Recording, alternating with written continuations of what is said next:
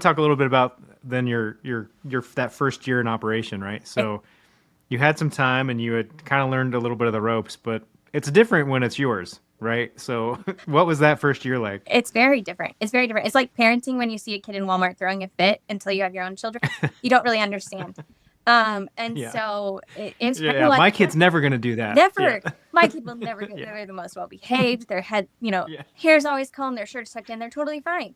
Yeah. Um, and Mm. so in the beginning, it was a lot of learning. It was a lot of learning. We changed some processes of how we wanted to streamline things. And so we still had more learning to do. I think every day is learning in the laundry. Like you'll never know everything. And I think if you're not learning, you're not growing.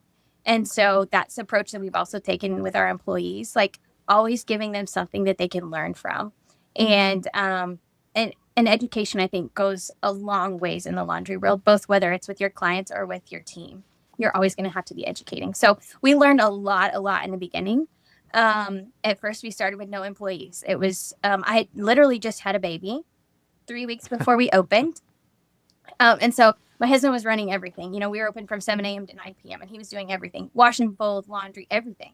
And so he was real quick to hire employees because he was like, I am Yeah. not doing this all by Yeah. myself. And so I got my feet underneath me again and we started going from there. And I think the biggest thing was learning from the employee standpoint, how we're going to hire, train, all that kind of thing. I have a Yeah. background in nursing and in management. And so I knew the people part, but I was just missing in the beginning because I had just had a baby. And so that kind of became my lane. And that's what it's been ever since. That I am people policies and that's what I take care of. And he does machines and marketing and we know our lanes and we do them really, really well.